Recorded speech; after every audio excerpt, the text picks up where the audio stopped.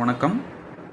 நடந்து முடிந்த 17வது தமிழ்நாடு சட்டசபை தேர்தலில் தமிழக வெற்றிக் கழகத்தை தமிழ்நாட்டு மக்கள் பெருவாரியான வாக்கு அளித்து அவர்களுக்கு 108 இடங்களை வாய்ப்பளித்துள்ளார்கள்.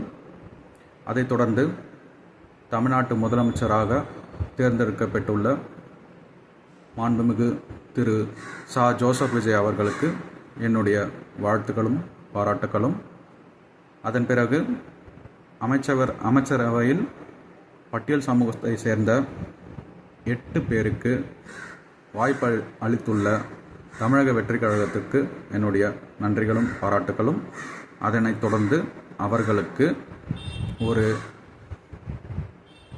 உயரிய பதவிகளை வழங்க வேண்டும். அதாவது இலாக்காக்கள், வருவாய்த்துறை, நிதித்துறை, உயர்கல்வித்துறை, இந்து சமய அறநிலைத்துறை, பொதுப்பணித்துறை போன்ற இலாக்காக்களை அவர்களுக்கு ஒதுக்க வேண்டும். இதுவே உண்மையான சமூக நீதி.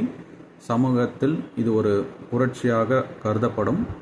எனவே தமிழக வெற்றிக் கழகத்தின் தலைமையிலான ஆட்சி இதை உறுதி செய்ய வேண்டும்.